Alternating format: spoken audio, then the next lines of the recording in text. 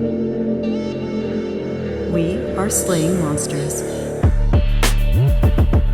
Don't let the ghosts and the ghouls disturb you, darling.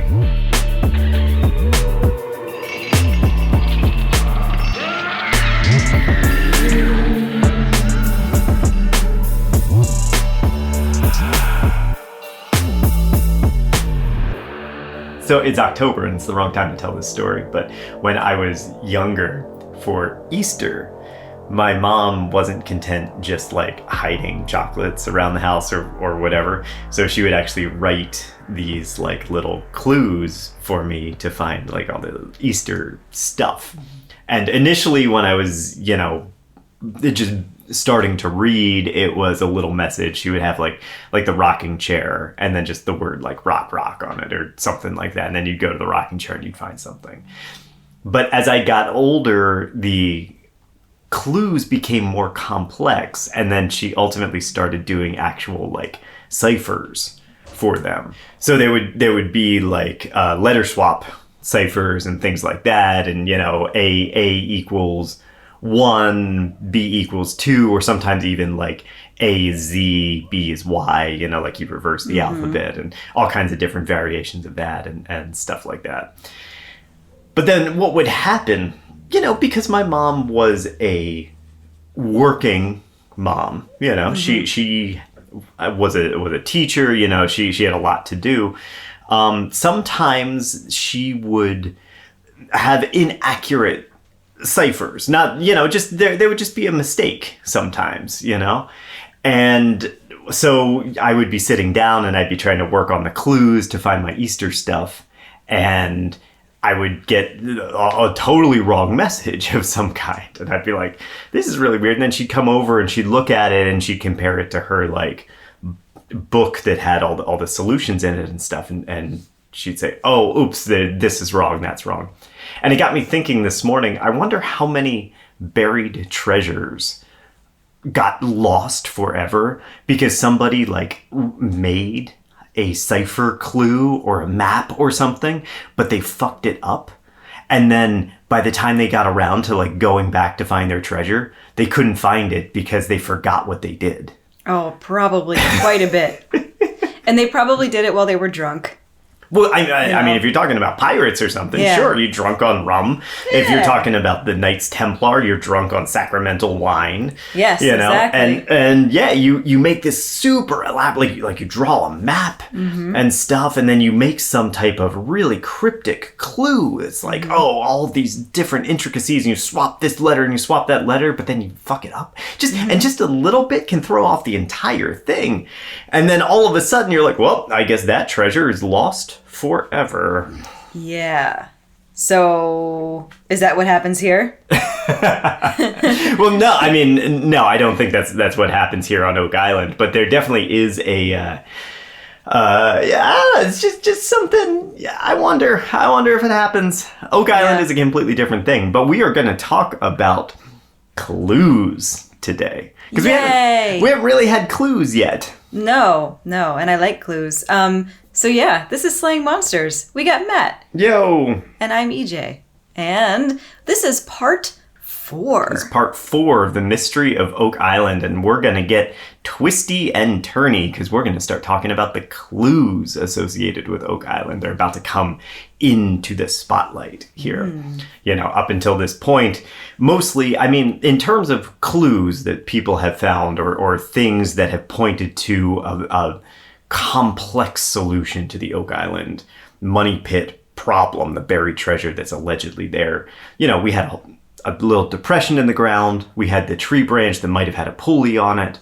We had the beach, which was maybe we believe that it was man-made and that it was probably a place that they used to gather salt. Yeah, refine salt from either the salt spring or the ocean. But we haven't actually had anything that's like a map to the buried treasure or anything that would say like, oh, there is treasure here. You just got to keep going. But it's about to happen. Ooh. And when this happens, what time period are we in? Yeah. Well, we're coming to the turn of the 20th century. Oh, okay.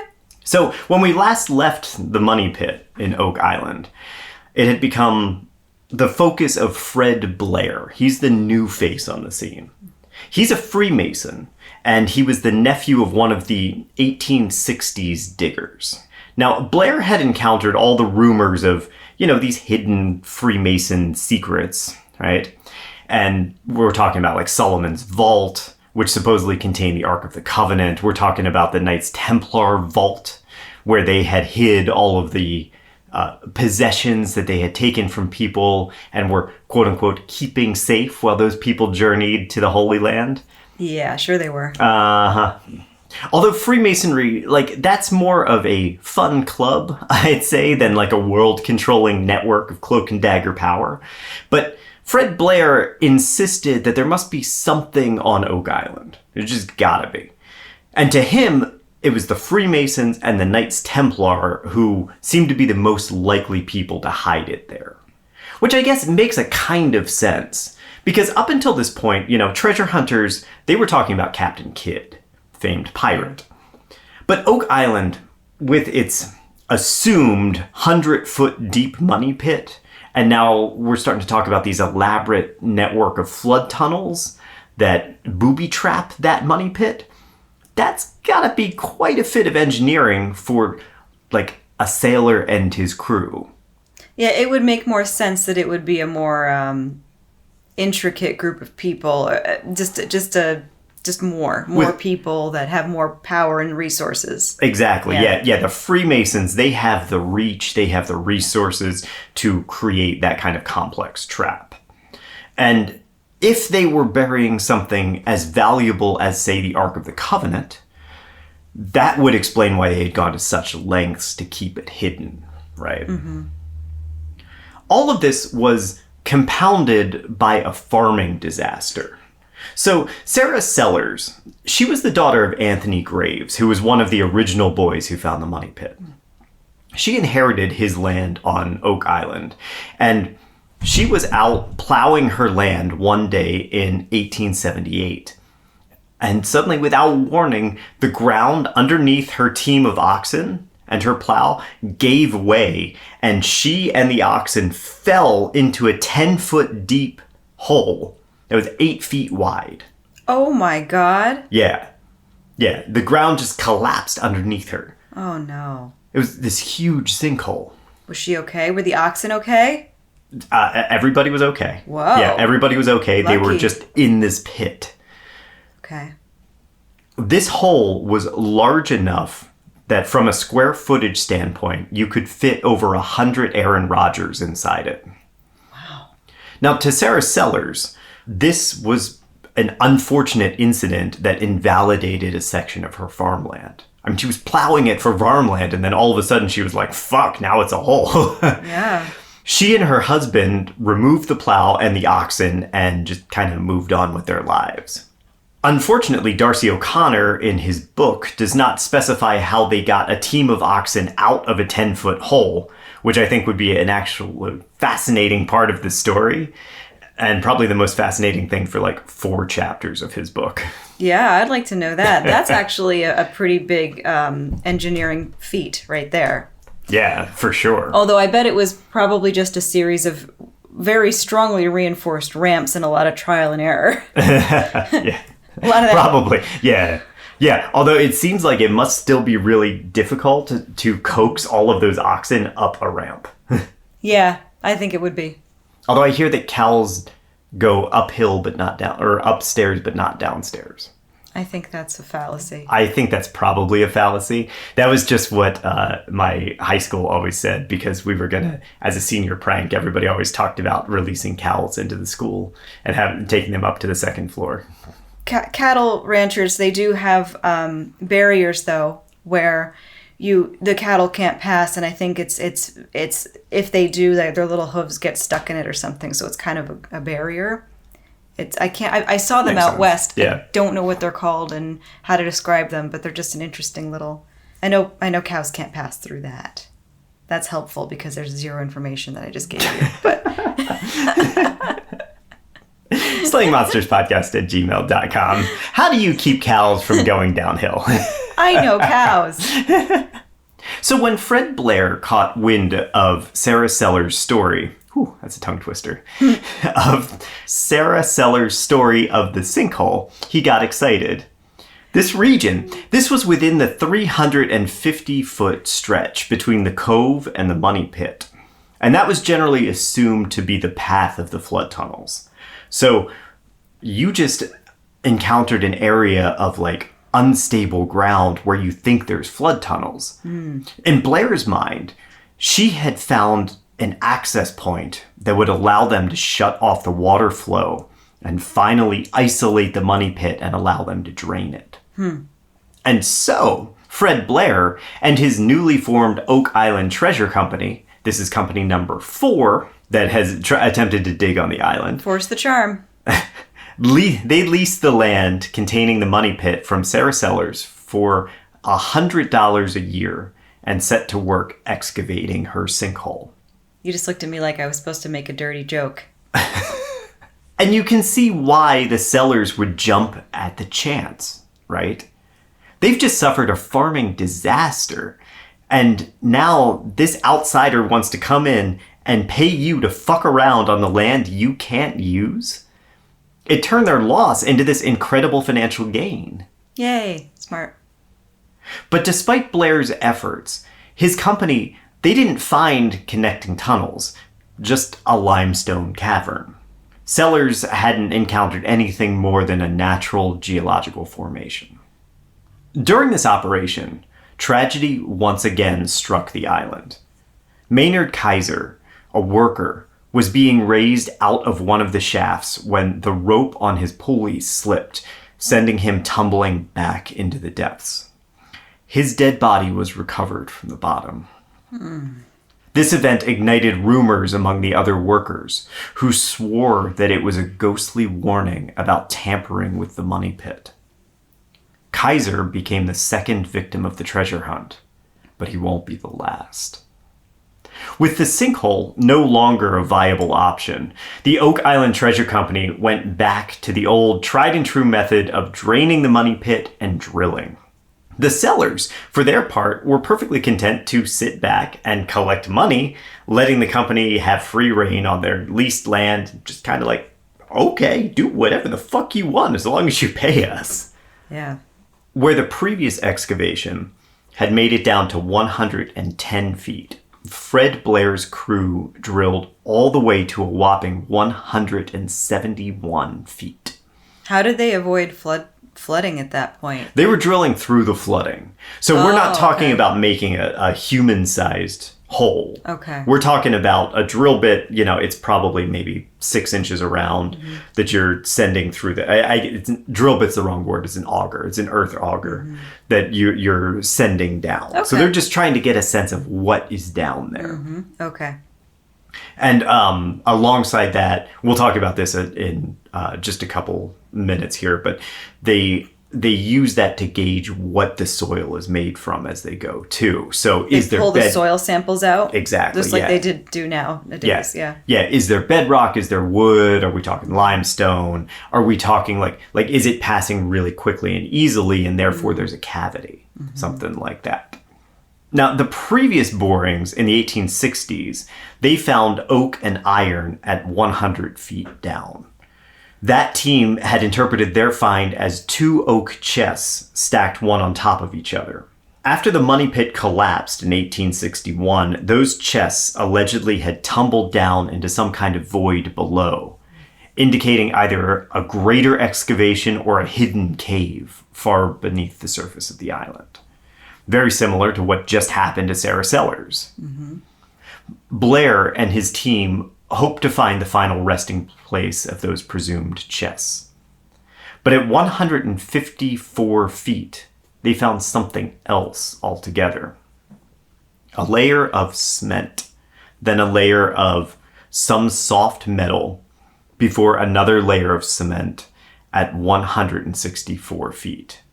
To the crew, this seemed very much like a cement structure or vault concealed 150 feet below the surface of Oak Island. Do we know what the metal was? Yeah. Okay. I think that's going to tell us something. Well, yeah, I mean, the whole thing tells you something. I think the most remarkable thing to Blair, though, was what the drill bit brought up from inside that cement vault. The crew wasn't drilling straight down into the depths. They're drilling like a few feet, bringing it up, a few more feet, bringing it up, cleaning the drill bit off every single time, saving those materials for analysis.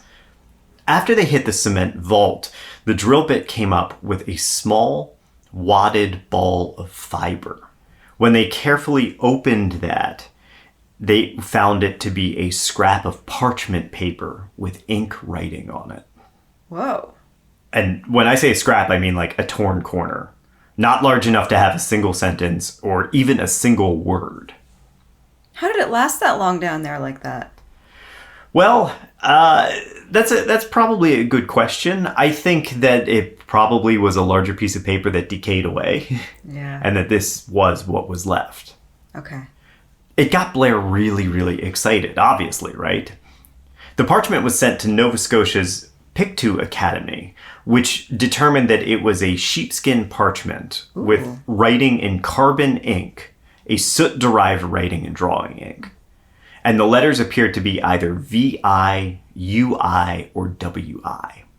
Next obvious question. How old was this? Did they carbon date it? They were able to date the ink.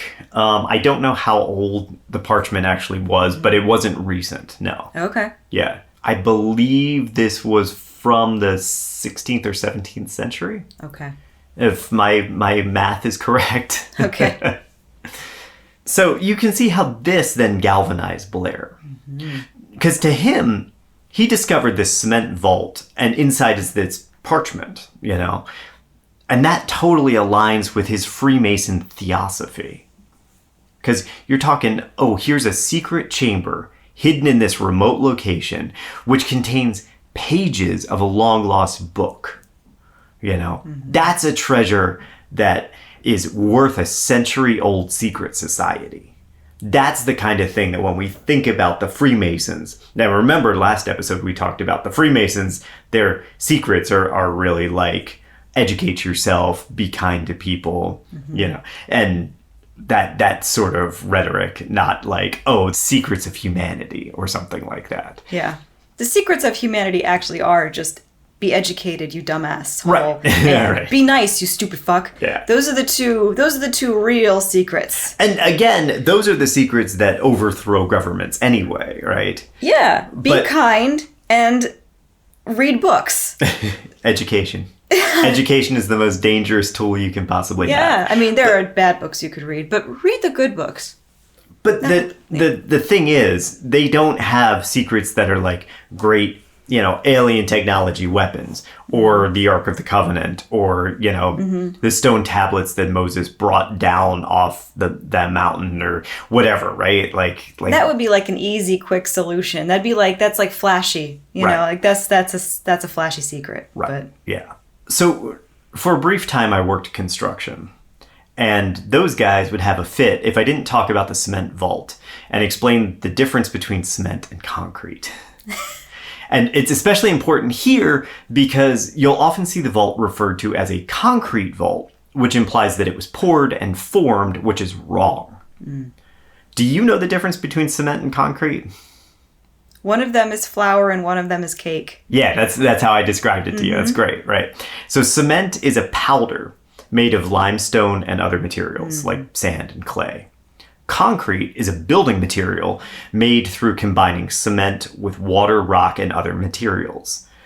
This means, of course, that our sidewalks and building foundations are made of concrete, not cement. Does that make sense? Yes. Yes. The two words have become kind of colloquially interchangeable over the years, but it's a fundamental difference when we talk about stuff like this. Or to think of it another way, the way you just described, cement is flour, concrete is bread or cake or muffins or something like that, right? You use cement to make concrete, but you never go into a bakery and ask for a loaf of flour. Right. So when we talk about the cement vault that they found, it was actually several layers of limestone and sediment, not poured and formed concrete. And that matters because the cement that they referred to could very well be naturally occurring, whereas a concrete box obviously wouldn't be. And you said it's made of limestone? Yes. And that was a limestone sinkhole that settlers fell into. It absolutely was. I'm beginning to think this island is just a big old limestone deposit full of sinkholes, and people are confusing it with cooler stuff. We will talk about the geology of Oak Island Okay. in our next episode. Okay. And you will very quickly find that Oak Island, if I were to compare Oak Island to something, it is an elephant-shaped block of Swiss cheese. Yeah. So Blair's team didn't find a man-made box. They found a natural formation that they recontextualized through the lens of his Freemason thinking. For the next 30 years or so, Blair and his company continued to drill dozens of boreholes all over the region. Investors came and went, as did the financial flexibility of his operation. Always trying to secure more funding, Blair and his crew wrote op-eds for newspapers. This publicity brought the treasure hunt even more into the public eye. So now you're starting to see it become more well known in not just the Northeast, but across the entire two continents. Of the contributors, at least in labor, if not in finances, was future U.S. President Franklin Delano Roosevelt. He was an amateur treasure hunter in his own right, and he had actually tried to find Captain Kidd's treasure on Grand Manan Island in the Bay of Fundy, although that search only turned up a wooden plank. Aw. Well, he got to be president, so he can't be too sad. I mean, I think it would be really cool to find a wooden plank from a ship anyway, but that's very just me. cool. Yeah. There's photos of him standing on Oak Island with like the other diggers there, though, and you can see FDR there, and they're all like, you know, they got the shirt sleeves rolled up, and they're all like smoking cigars and stuff. It's really cool. And that was their workout attire. Exactly. A cigar and a rolled up Oxford shirt. The workout cigar. Yeah. In 1909, FDR participated in a couple explorations of the island and helped out with the Oak Island Treasure Company, and would continue to follow the developments well into his second term in the Oval Office in the 1930s. Despite their best efforts, 30 years of drilling proved fruitless. Ugh. At that point, I'd be like, there's nothing here. Well, and that's what these guys keep kind of coming to also, right? But there's something about the intrigue of Oak Island that even in the face of nothing over and over again, you keep trying, you know? Mm-hmm. They just there's certain people, some people, and we'll see some people like bounce on the island. They kind of show up, they try once or twice, and then they leave. They're like, there's nothing. And then some people, it just becomes a lifelong obsession, and Blair was one of them. He was like, it's definitely here. There's something. We just got to find it. Talking about those people for whom it became a lifelong obsession, in the mid-1930s, a new face appeared on Oak Island. That was Gilbert Hedden, a young industrialist from New Jersey. Now, Hedden is like the perfect person to show up at this point because he had inherited his father's steel business. This is steel in the 1930s, right? We're starting to build skyscrapers. He sold that company to Bethlehem Steel in 1931, granting him a small fortune and essentially financial freedom to pursue whatever personal interests he had. And at the top of his list was find the Oak Island treasure. Lucky guy. I know, That's right? all you have to do. Like, you don't have to do anything. He was he was in his 30s at this point, I think, like late 20s, early 30s. He inherited this business. He sold it. He was like, let's fucking go. I can do whatever I want. I want to find treasure. That is so what I would do. Like, I would not continue the hard business that my dad did. I would take the money and I would run as far as I could. That's what he did. I would do what I wanted to do. Yeah, good for him. So he had heard about Oak Island from a New York Times article in the 1920s. That was probably one that was written by Fred Blair and his company to drum up the public interest and try to get people exactly like Hedden. And I mean, Hedden became obsessed. He was just one of these guys that's like, it's definitely there. I'm not saying the sole reason he sold his business was to buy land on Oak Island, but it was obviously a major motivating factor. In 1934, he met with Fred Blair and told him he was prepared to stake $100,000 into the quest. That's about $2.3 million today. And that couldn't have come at a better time. Sarah Sellers, who had been his landlord, died in 1931, and Fred Blair's lease was passed to her children.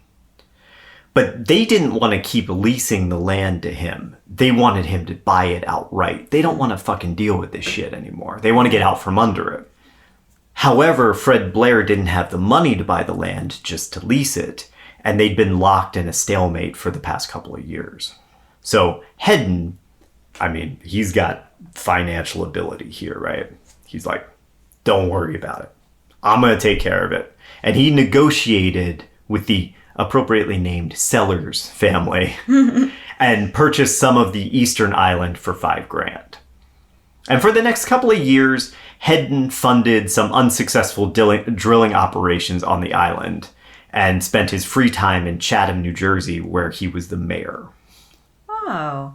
But even with his influx of capital, all the drill sites failed to reveal anything. And then, in 1937, Hedden's lawyer offered another clue to this puzzle. A recently published book, Captain Kidd and His Skeleton Island, featured a copy of a hand-drawn map signed by a W.K. and dated 1669. The assumption here, of course, being that the W.K. stands for William Kidd, and the map's shape, when you looked at it, you lined it up, it vaguely resembled Oak Island. It also had features marked on it, including a laguna. You know what that is? A laguna? Isn't it a lagoon? They translated it as a swamp, not a lagoon. So, you know.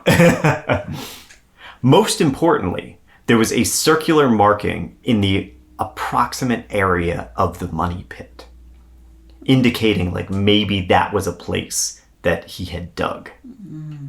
How did this writer who wrote the book, how did he get a hold of this map? Well, so he was an independent researcher doing research into Captain Kidd, and he came across it at some point and published it in the book. And most importantly, he didn't even make the connection with Oak Island. He just said, this is something that I found in my research. He actually thought that this map pointed to, I believe, somewhere in like the Asian continent, I believe. Somewhere on the other side. Okay. Yeah. Okay, well I just wanted to clear that up because it just seems convenient to me because there was always this like legend of Captain Kidd's burial on Oak Island and then this map just shows up. Just showed up. So, yeah. Okay.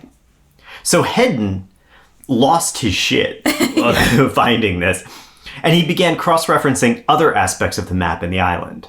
And sure enough, they were able to locate a triangle of rocks, which then triangulated with the money pit, and an unusual rock with a hole drilled into it.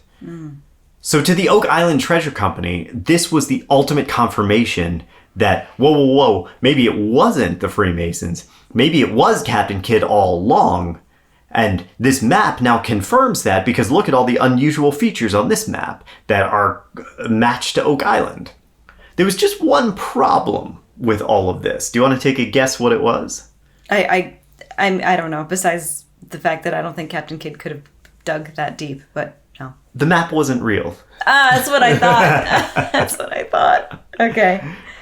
When Hedden tracked down the book's author, the author admitted that he had just made the whole thing up. Yeah. And he'd been playing on the popularity of Treasure Island, which had just been made into a film in 1934.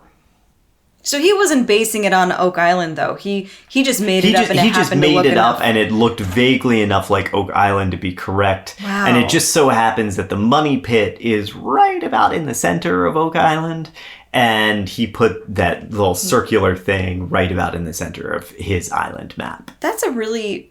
I think coincidences really can be very powerful. Yeah. And that's one example of a very powerful coincidence. Well, and this is, you see this happen too because everybody is looking for excuses to keep going and everybody is looking for like clues and you make them retroactively. And it's so dangerous to do that, but this is what happens. And then you're like, oh, this is close enough in comparison, maybe it works. And then you keep trying and trying, and then you force things to fit. And you see coincidences as actual connections. Yeah. In a letter to his lawyer, Hedden said, quote, he, meaning the author, almost immediately admitted that the chart as shown in the kid book is simply a figment of his imagination, and apologized sincerely for not being able to tell me that it was. The legend of directing measurements simply came out of his mind and had no basis in fact at all. The map, complete fake.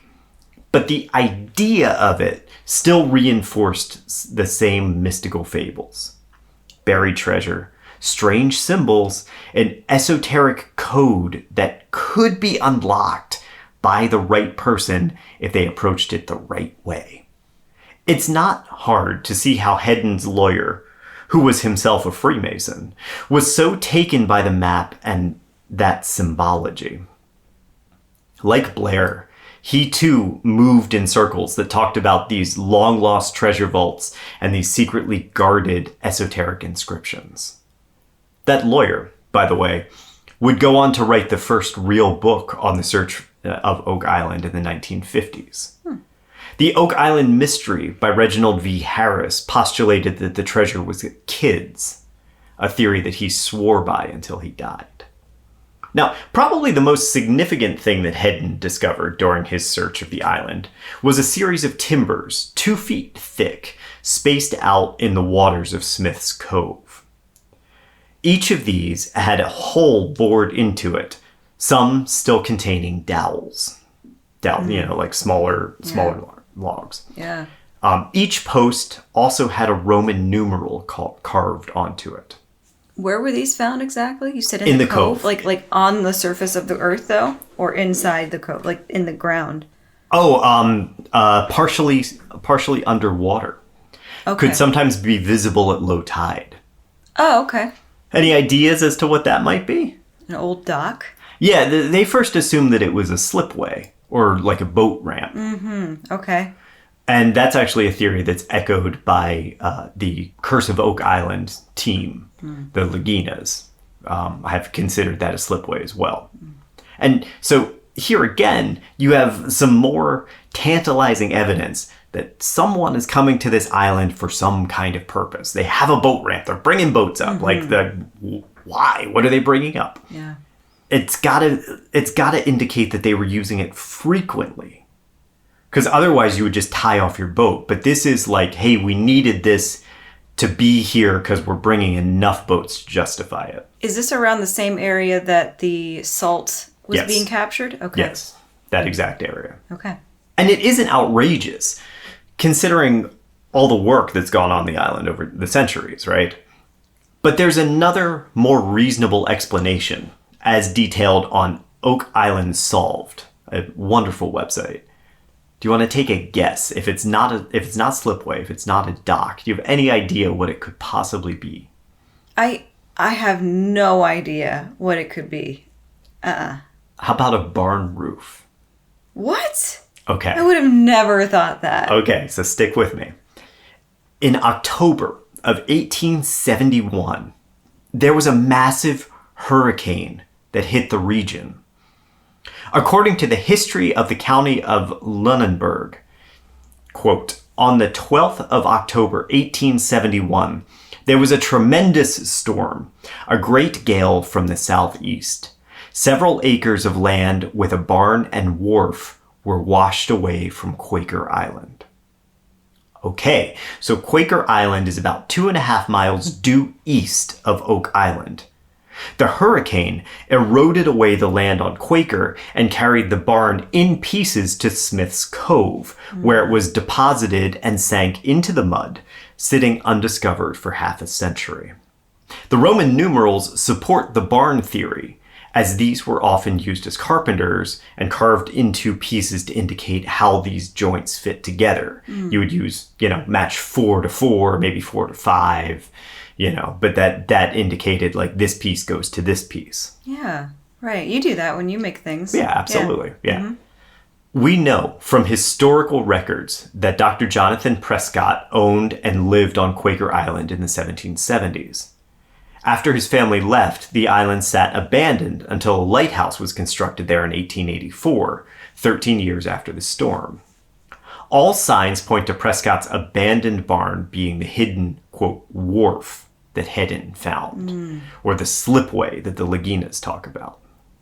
I don't know. I guess what I don't understand is that they have all these resources. They could carbon date this wood and Right. determine that it's not that old. I imagine that Well, it's but you know, it's barn wood that they would carbon date to the 18. I mean, the storm was in 1871, so you're talking about you're carbon dating it back to the 1860s, 1850s, maybe 1840s. How long did the barn stand? that's true. You know, Prescott was on the island in the 1770s. It could even be that old. You know, so it is old wood. It's just a question of purpose. But like they have all these engineers too at their disposal. So Right. like why don't the engineers why aren't they able to identify what it is pretty easily? That's a really good question. And you know, to be clear, I don't know that any of this is true. And we'll talk about this in the next episode as well when we talk about the more modern excursions and excavations and discoveries on Oak Island. But, you know, when we air this, we're going to be entering into, I believe, the 12th season of The Curse of Oak Island. There is an incentive for them to keep the mystery going. And a barn is not a really cool mystery. And a barn is not. It also closes a door, right? Yeah. Where if you leave all these doors kind of open and all these possibilities, you can always go back to them later on. You can talk about it. You can reference them again. Whereas if it's just a barn, then you're solving each mystery one by one, and eventually you're not going to have a show anymore. One of the things about Oak Island that keeps cropping up as we talk about these things is that if there's a treasure on Oak Island at all, that it is not a physical treasure. It's the fact that there is money to be made there.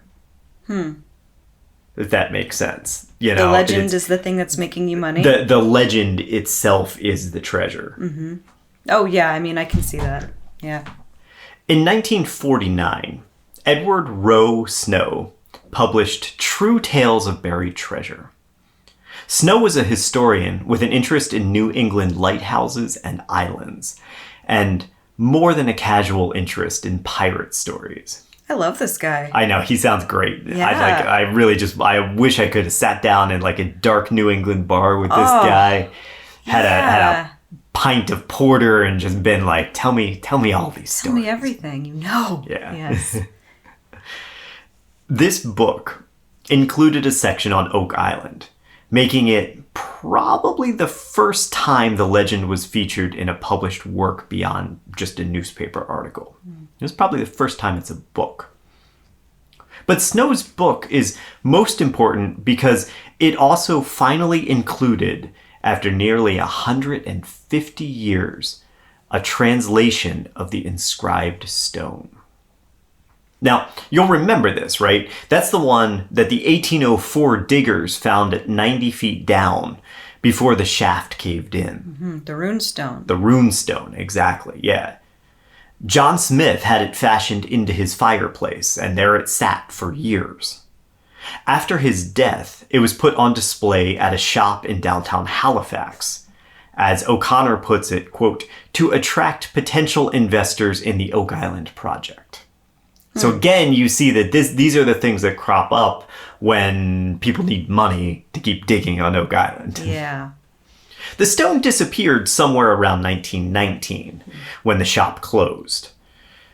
However, a, quote, schoolmaster wrote down the inscription and translated it, according to Snow in his Tales of Buried Treasure. That teacher then passed the sketch and translation to a Reverend Kempton, who gave it to Snow to publish. The unnamed teacher's sketch of the runes and his translation of the cipher would become synonymous with the Oak Island legend until today. So to recap, because that's a lot of moving pieces, the translation was published by a nautical historian who got it from a reverend who got it himself from a teacher who saw it in the window of a shop in Halifax. Makes perfect sense. Got it. Got all that change. This is a big, long game of telephone here at this point, it really is, too, actually. you know? But it's all that we have, because nobody knows where the stone is. And that's one of the greatest mysteries of Oak Island altogether. Again, the Curse of Oak Island, they spent a lot of time looking for that stone. Because if you can find that, that proves a lot of the veracity of at least the early discoveries. Yeah. But the inscription on the stone said, 40 feet below, 2 million pounds are buried. Reading this blew Fred Blair's mind.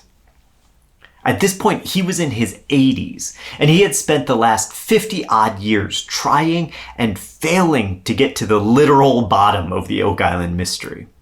And now this book is published. This stone comes out that's like, whoa, that initial dig was almost there.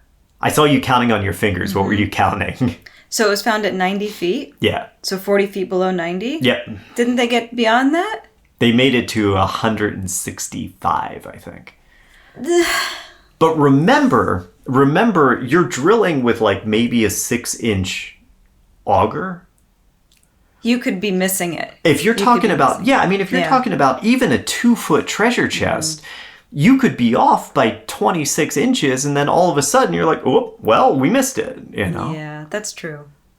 It really is. I mean, when you think about it, because the nature of the treasure, and we don't know exactly what is down there, if it's anything, you don't know how big of an area you need to be searching.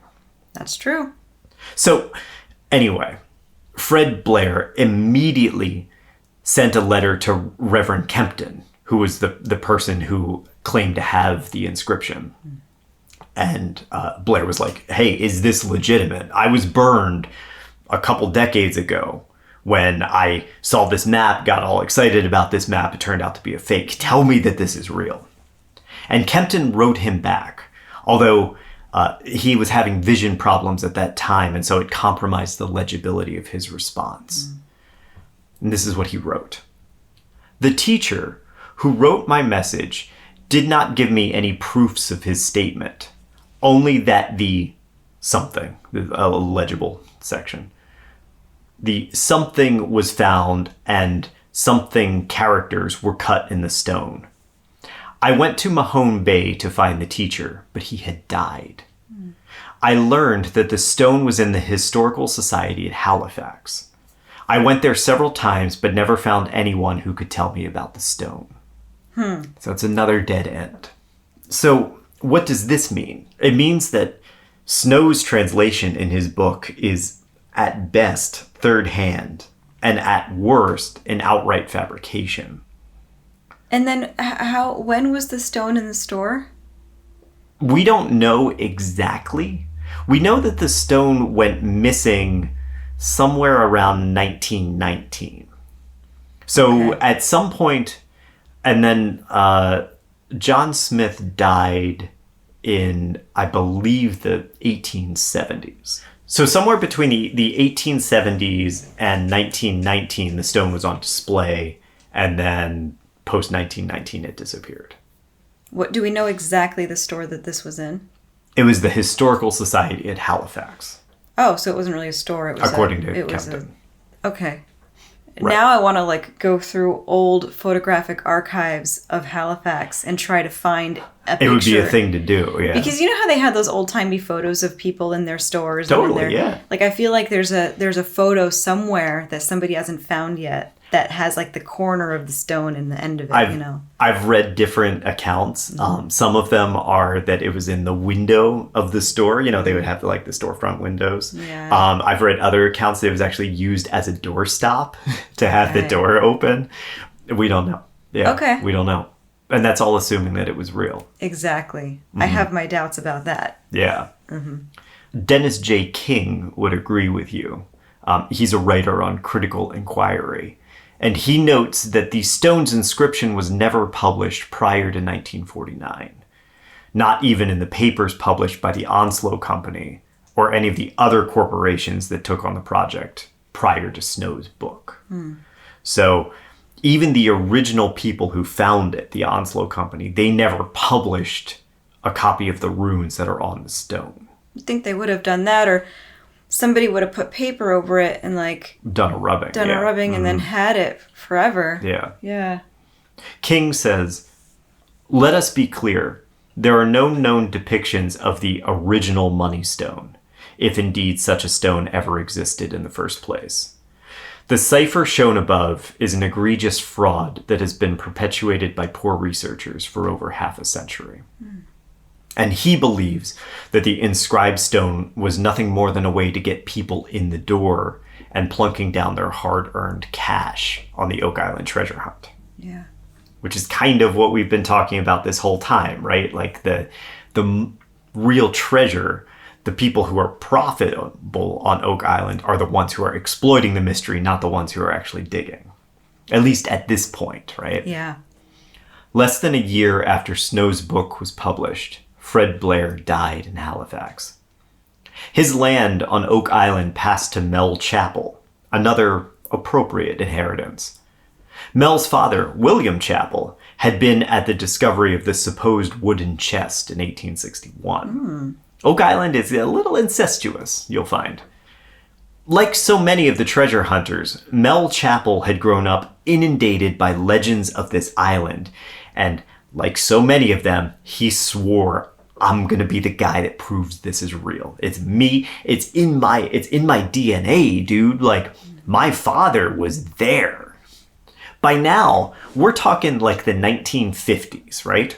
Post-World War II, technology is advancing. Chappell believed that this new tech could be the end of the mystery. So he turned to a man named Welsford R. Parker and new technology, his mineral wave ray. This sounds not real. This device, patented by Parker, could detect all manner of minerals in the ground using a complex network of wires, tubes, and diodes contained in a small black box. This sounds a lot like the doodlebug. Oh yeah.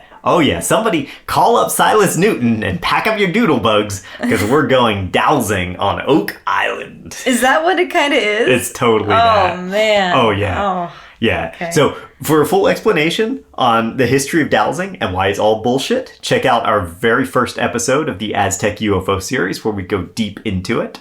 But just in case we got some new listeners, I think we should recap it really briefly.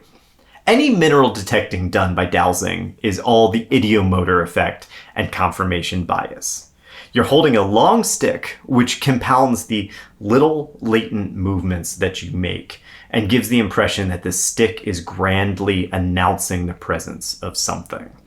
This is exactly the same thing as, when you're using a fishing rod.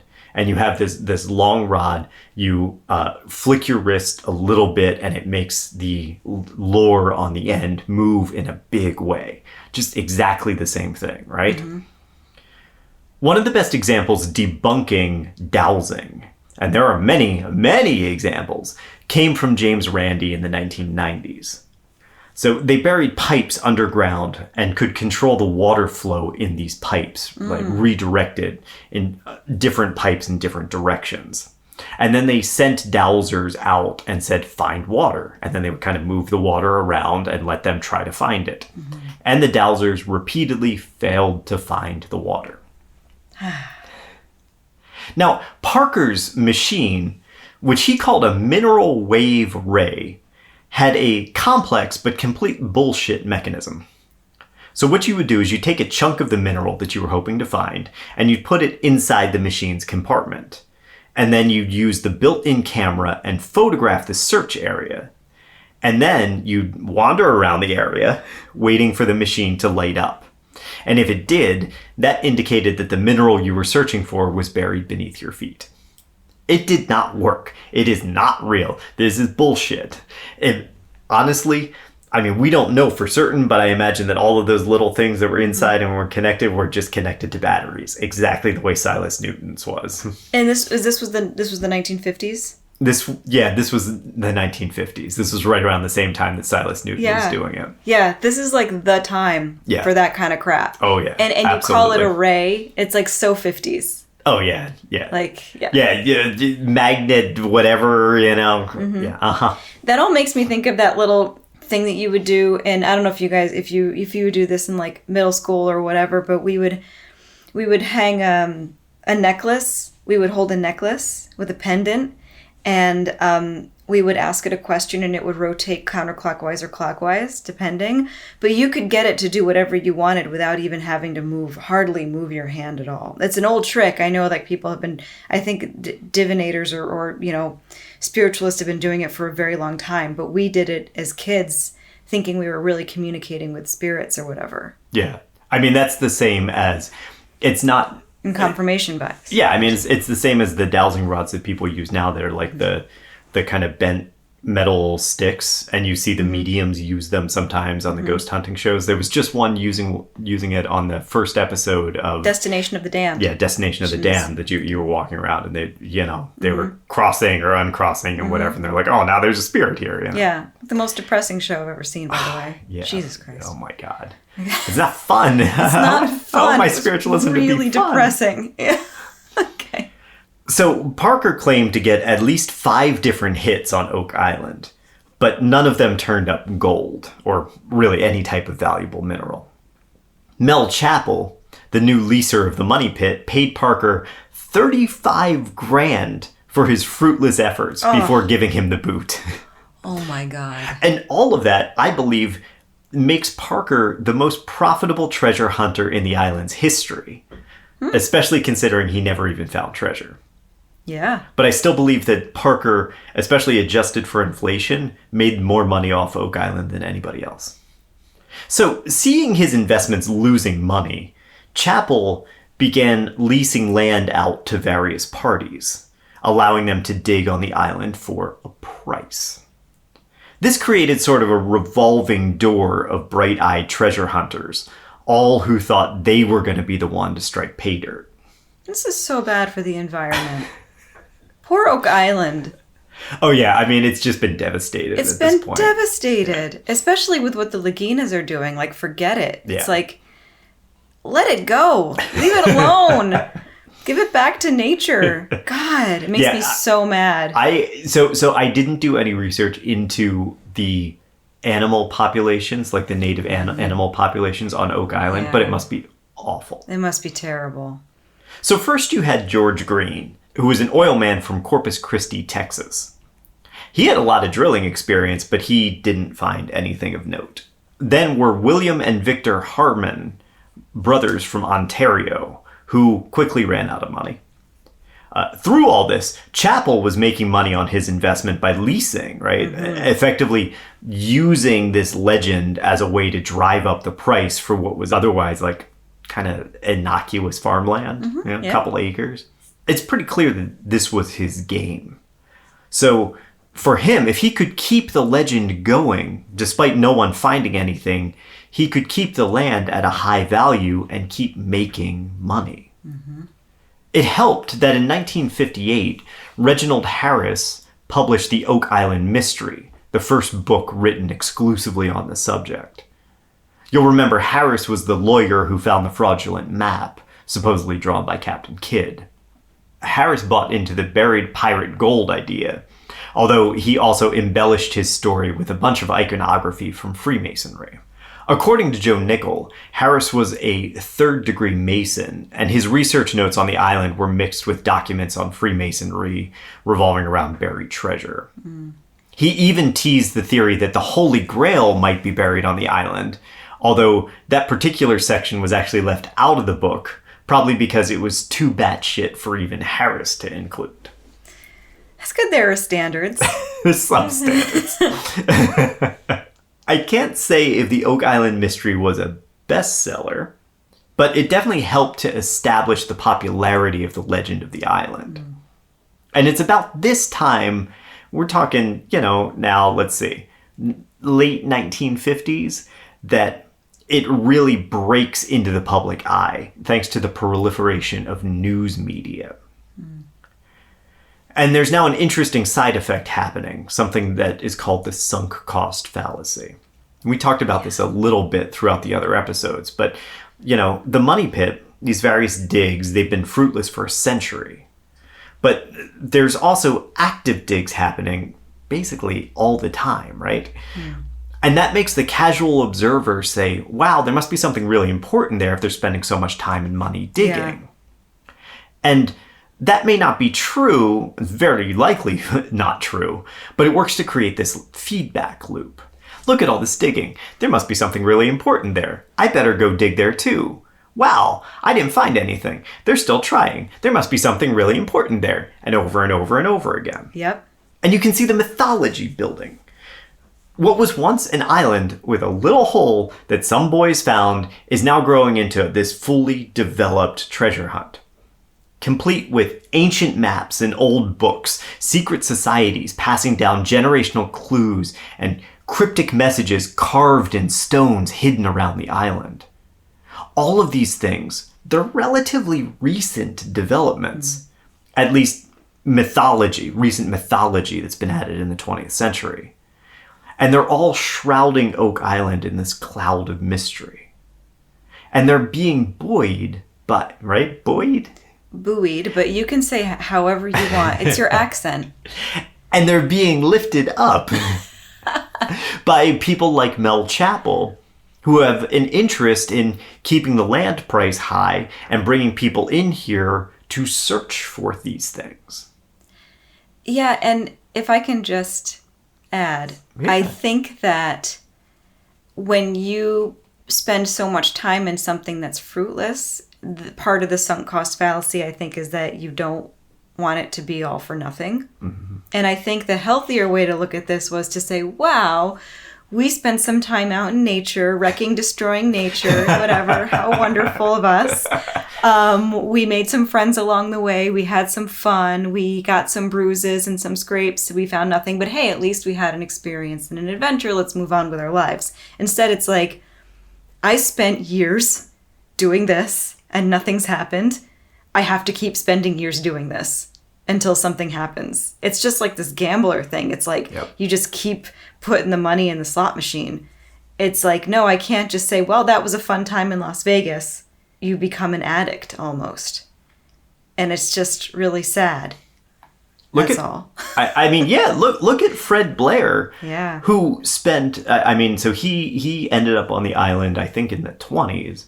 He spent 30, 40 years there, searching for treasure, finding nothing. That was all he did with his life. Yeah, and I don't blame people for going to that place in their heads, because who knows, maybe I would too. I don't know. Like, you don't want it to all be for nothing. You want to have something to show for your whole life, Right. You can't just go back with your hat in your hand and say, well, I had a good adventure.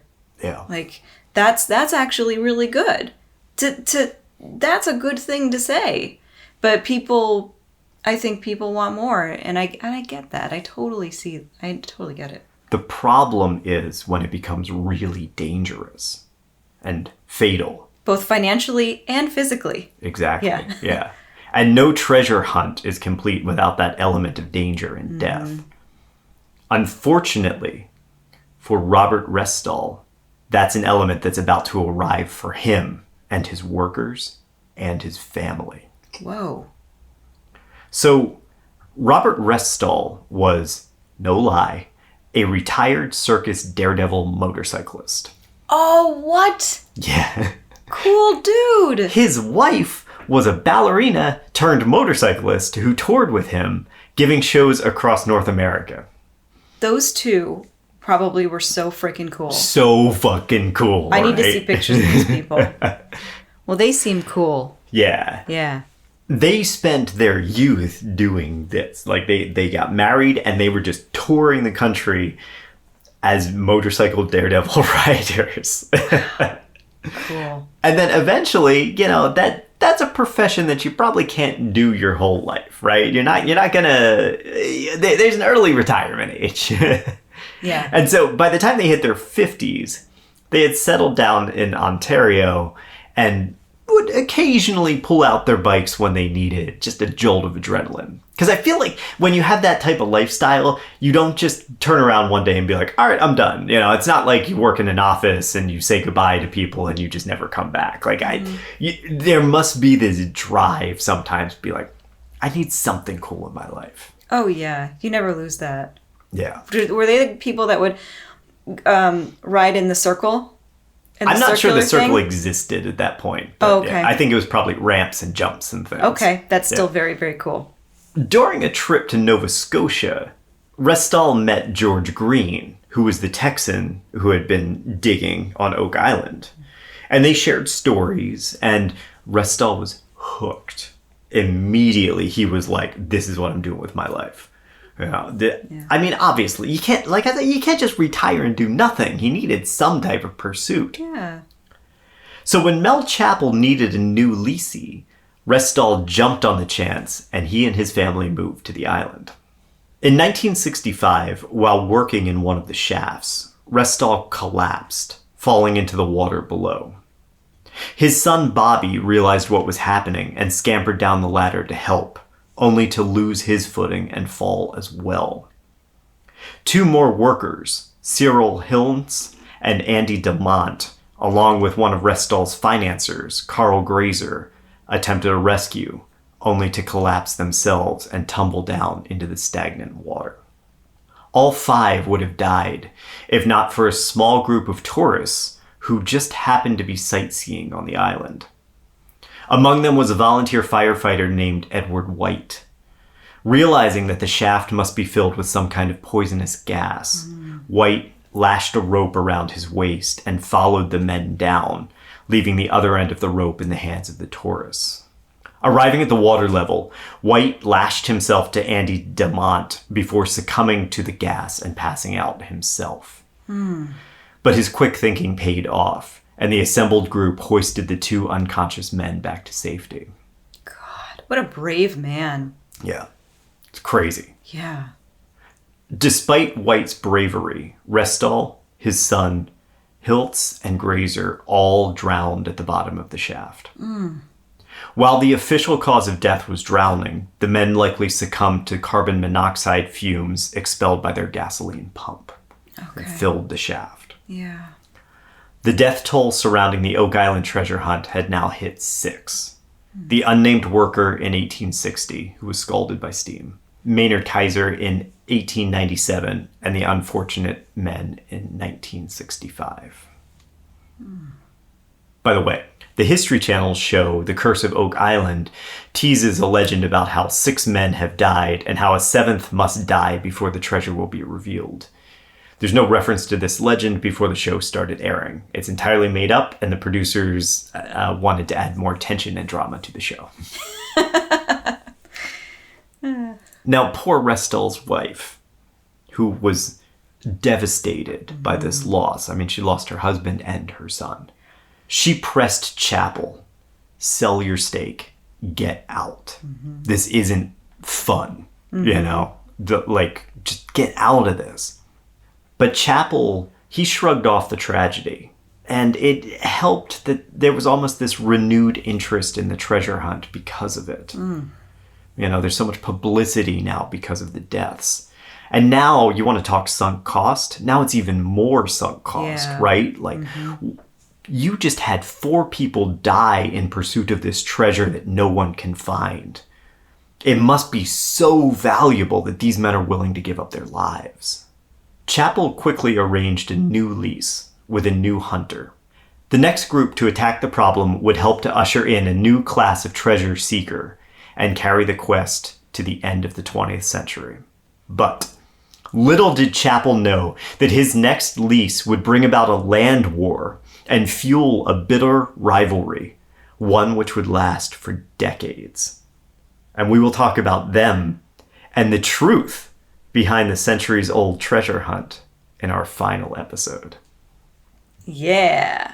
Part 5. Yeah. All right. This is quite a series, dude. It's a 5 doozy, parts. man. Well, the thing is, we're starting in 1795, and the new season of Curse of Oak Island airs in this November, so 2024. I mean, you're talking, what's that, 220-ish years? But then it also has to go back. You also had to go back to the Knights Templar. Well, yeah, that too, So right? there's just so much, and It's huge. Yeah, it's a huge series. Yeah, and the more you tell me about this show, the story. Yeah. The more I'm like, wow, they really did need to make a show about this. It deserves a show, even if it's all for nothing. That's just the story of this whole legend, possibly. I mean, for what I'm beginning to think. Well, that's it's all for nothing, and that's what it is. And look, like, despite all of this, and it's no surprise, anybody who's been watching the show or anybody who's familiar with the current state of the legend, they find a couple of things. Yeah, they do. They'll find a pewter cross. They'll find stuff here and there. And yeah, they find some coins. A Spanish coin that Gary Drayton finds is one of the major finds there, and stuff like that. But nobody has found a cache of buried treasure. No one has found Holy Grail. No one has found a vault or anything like that. And I mean, the story of Oak Island, not to get too far ahead, not to spoil the end, but the story of Oak Island is the story of the hunt. It's not the story of the discovery. Yeah. And I mean, I guess in a way that's kind of all of it too. It's a mystery for sure. And the intrigue of a mystery is never who done it, but why done it. Yes. Like I think so. Like, why did you kill this person is way more interesting than how did you kill this person. And the why gets you to the who. In a lot of ways, like with any of those, like with Knives Out, like it's always what's more interesting is why. That's always more interesting. So why? That's very cool. So All right. Next time we're about to break into the 1960s and the final treasure hunters, and now we're going to get to some of those names that because I think a lot of these they've talked about these people up until now, but unless you were really paying attention in the show, you probably don't remember most of these names. But we're going to start talking about names that you know. Yay. We're going to talk about... We're going to list them all. Fred Nolans and Dan Blankenship's. They're coming. Yep. Oh, yeah. And we're going to get into some real rivalry over who controls this land and who gets what's found on it. I can see this getting pretty contentious. It does. It does. Yep. Well, I'm excited because I love Gary Drayton. And I want to talk about him. We'll talk about about Gary Drayton. We'll talk about the Laginas and all of that, and their history. The next episode is going to be big. We'll buckle up. Yeah. We'll get in. We'll get comfortable. But yeah, so okay. Check it out. It's gonna be awesome. Yeah. All right. So when this airs, it is just about Halloween. What does that mean? Oh, well, I mean, I'm sure all of our listeners are looking for some really spooky stuff to augment the end of their month. And if you're doing that, you should consider heading over to our Buy Me a Coffee site and checking out the cool stuff that we've got going on there. We are having the first Slaying Monsters ghost investigation. So hopefully the first of many. First of many, yeah. Hopefully first of many. So we are doing an investigation into the Estes method. Not exactly a ghost hunt. We are going to look at the Estes method and we're going to run some tests on it and see if it holds water. See what the results are, which is going to be really, really cool. Check that out. That content is going to be available on our Buy Me a Coffee site. So head over to slayingmonsterspodcast.com, click on the support us link at the top of the page. That'll direct you there. And any of our recurring supporters there will get access to our Estes Method investigation and all of the other content that we're going to have coming in the future weeks and months. And I don't know if I've said this before, but what we're doing here and what we're going to probably continue to do with these experiments is investigate into the investigation. I love that phrase. It's an investigation of the investigation. It's an experiment on the experiment, right? So I would love to do this with like Ouija boards, and I'd love to to do it with other ghost hunting techniques and things like that, and really look into how do these things work, do they work, and what does that tell us about, the history of them and all that good stuff that we always talk about here on the podcast. Yeah, and I really can't wait to get into the Estes, like to debrief on the Estes method and our experience in it. We're going to talk about that, and I'm excited to do that. Just for a little spoiler, EJ was actually our subject for the Estes method. So EJ was the one with blindfold on, noise canceling headphones, listening to the sweeps of the spirit box. So you were really in it, and then I was asking questions, and it's really cool. Definitely check that out. SlayingMonstersPodcast.com. Click on the support us button at the top of the page, and hope to see you there. Cool. All right. Also keep an eye out, because we are going to be announcing how you can watch the film that EJ and I produced alongside the Oh Yeah Cool team. EJ, that you starred in as well. Yes, and wrote the script for. Yeah. It's a short horror film, and we're going to be, we'll be putting that up in the coming, weeks. Yeah, it depends. Depends. It's still getting its final finishing touches on it. We are finalizing, and so we'll be letting everybody, all of our supporters, know how they can check that out in the coming weeks. So definitely keep an eye there. Yet another reason for you to subscribe, to check out the very first Slaying Monsters horror film. Yeah. All right. All right. Thank you all so much for listening. We love that you are sticking with us, and we love having you here. Yeah. Thank you, guys. Yeah. And, Halloween is coming up. Do something really spooky this Halloween. Yeah. I don't know what to say. Yeah. Do something really spooky. Turn the lights out, watch your favorite horror movie with your bag of candy, and really enjoy it, because this is the time to be creeped out. So totally. Go for it. Yeah. All right. Thank you all so much for listening. Thanks, everybody. Be safe out there. Bye. Thanks for listening to Slaying Monsters, the Paranormal History Podcast. If you like the podcast, there's a couple ways to show your support. You can tell your friends, you can leave us a rating and review on your podcast platform, or you can head over to slayingmonsterspodcast.com and click on the Support Us button to leave a donation.